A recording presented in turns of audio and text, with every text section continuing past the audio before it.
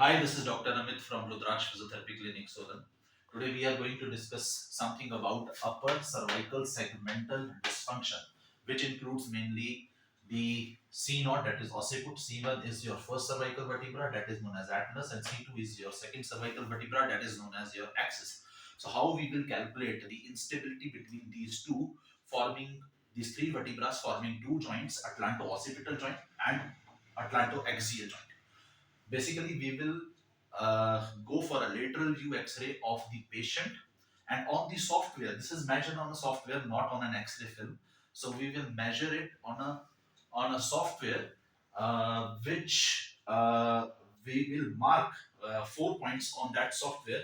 One will be the occiput, anterior portion of the occiput, that is known as basion.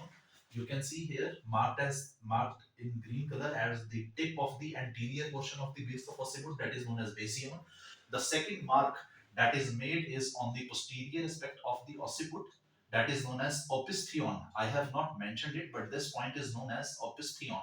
So this is the tip of the posterior portion of the base of the occiput. Now, what is the structure between this anterior portion of the base of the occiput and posterior portion of the base of the occiput is your foramen magnum. Foramen magnum के ऊपर you know that there is a midbrain, there is medulla oblongata, there is pons, so there is a brainstem. So 2 points we have marked on that X-ray on the lateral view on the software.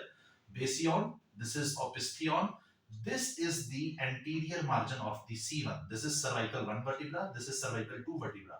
So this is the anterior portion of the ring of C1, this is the posterior portion of the ring of C1, and this C2 has a dense odontoid process. You can see the structure. This is known as dense, D-E-N-S, dense odontoid process. So dense has again 2 points we have marked on dense. This is the anterior border of the dens and this is the posterior border of the dens. Now we are going to calculate how we will calculate the instability between the C0 C1 and C1 C2. If we see, if we draw a line vertically downwards, which is dissecting the dens into two equal parts, this is that line. Dissecting the this is that line dissecting the dens into two equal parts, and one line that is just touching the basion. The distance between the basion and the line that is dissecting the dens into two equal parts should be 4 to 5 mm. If this distance increases more than 4 or 5 mm, then it means that you have Atlanto occipital and Atlanto axial instability. Second clinical measurement that is needed is the distance between the line drawn from the anterior margin of the C1 and the anterior border of the dens. Now, if you see, this is the anterior border of the ring of C1 and this is the anterior border of the dens. The distance between these two parts should not be more than 4 mm. If this distance is greater than 4 mm, that means Atlanto axial instability is there. The third thing is the distance marked from the posterior border of the dens and the posterior margin of the C1. So a line drawn vertically downwards touching the posterior border of the dens and a line drawn vertically downwards touching the posterior border of the ring of C1.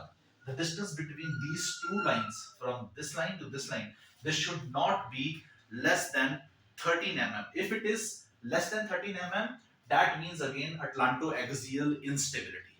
Coming over to this diagram, this diagram completes on the lateral view that we can understand that how a patient who is suffering with whiplash injury or dashboard injuries can suffer with instability of C0, C1, C1 and C2. This has to be calculated on an MRI, on the software or on an X-ray. Now coming over to this diagram, this is known as instability, which will find out whether Atlanto occipital dislocation is there or not. Instability is different, but dislocation is different. So how to calculate that the patient who has suffered with a whiplash injury or dashboard injuries or severe traffic accidents, how to calculate that Atlanto occipital joint has gone for dislocation. Now, if you see, this was the basion, again the same point, anterior aspect of the occiput. This was opistheon, that is the posterior tip of the occiput. Now this is basion, this is opistheon, this is the anterior arch or anterior ring of the C1, and this is the posterior ring of the C1. Now we are going to draw two lines from the basion to the posterior portion of the C1 and from the opistheon to the anterior portion of the C1. So these two lines which are made is from B to C, BC, and this is AO, from the anterior portion of the C1 to opistheon. The ratio of BC line to AO should not be less than 1. So BC upon AO should be less than 1. If it is less than 1, then there is no Atlanto occipital dislocation. If the distance is greater than 1, then it is Atlanto occipital dislocation. So definitely you have to go for a surgery for stabilizing this Atlanto occipital dislocation. And for instability, you have to refer to a physiotherapist who can understand how to improve the strength of the muscles and how to align the joint in a better way so that there is no instability and the patient is free from all the symptoms that he is suffering with. Thank you and stay tuned.